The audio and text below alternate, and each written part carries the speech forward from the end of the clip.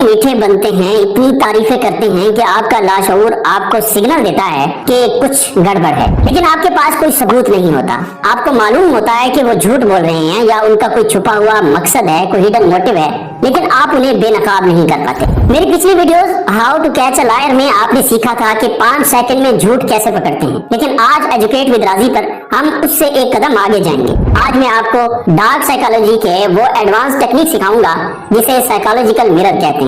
इस टेक्निक के बाद आपको सामने वाले से लड़ना नहीं पड़ेगा, बल्कि वो खुद अपने ही मुंह से अपने जहरीले इरादे और अपने झूठ को उगलने पर मजबूर हो जाएगा।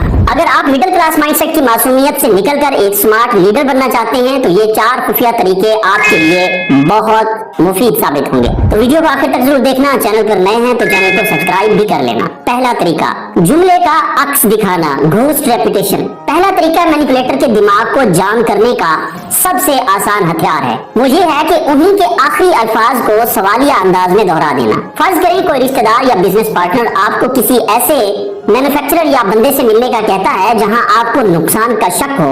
वो कहता है तुम बस इस पर साइन कर दो, ये कंपनी बहुत भरोसेमंद है। ऐसे क्यों देख रहे हैं, मैं तो आपका भला ही चाहूंगा ना।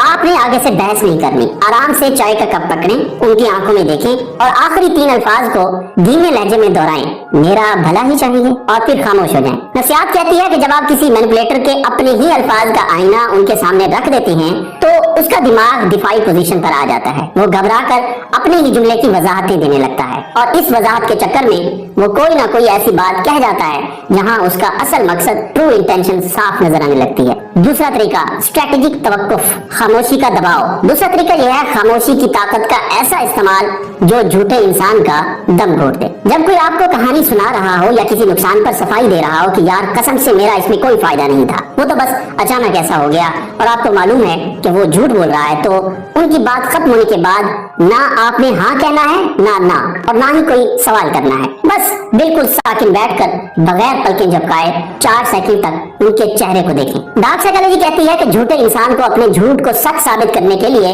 सामने वाले की ताईद या हाँ की जरूरत होती है। जब आप खामोश रहकर सिर्फ मुशाहिदा करते हैं तो ये स्ट्रेटेजिक तवक्कुफ उनके दिमाग में शदीद तनाव पैदा करता है। उन्हें लगता है कि उनका चोरी पकड़ा गया है। इस दबाव को बर्दाश्त न करते हुए वो मजीद बोलना शुरू कर देते हैं। मतलब मेरा यकीन करो, अगर तुम्हें शक है तो मैं सबूत दिखा सकता हूँ, मैं कसम उठा सकता हूँ। जो इंसान खुद ही सबूत पेश करने लगे समझ जाएं कि चोर की दाढ़ी में तिनका है। तीसरा तरीका, गलत मफरूजा पेश करना, द मिस डायरेक्शन ट्रैप। तीसरा तरीका मैनिपुलेटर के अंदर छुपे तकब्बुर को निशाना बनाता है। जानबूझकर एक गलत बात कहना ताकि वो सच बोलने पर मजबूर हो जाए। आपको शक है कि कोई अफसर या रिश्तेदार पीठ पीछे आपके खिलाफ बातें कर रहा है, लेकिन आप डायरेक्ट पूछेंगे तो वो मुकर जाएगा। आप उनके पास बैठे और इंतहाई आम अंदाज में कहें, यार अहमद कह रहा था कि तुमने सबके सामने मेरी तारीफ की है, मुझे बहुत अच्छा लगा। मैनिपुलेटर की नसीहत ये होती है कि वो दिल में आपसे हसद या बुग़्ज़ रखता है। जब आप उसे ये क्रेडिट देते हैं जो उसने किया ही नहीं तो उसकी अना को ठेस पहुंचती है। वो बर्दाश्त नहीं कर पाता कि आप उसे अपना खैर खा समझें। वो फौरन बोल उठेगा, अहमद ने ऐसा कहा?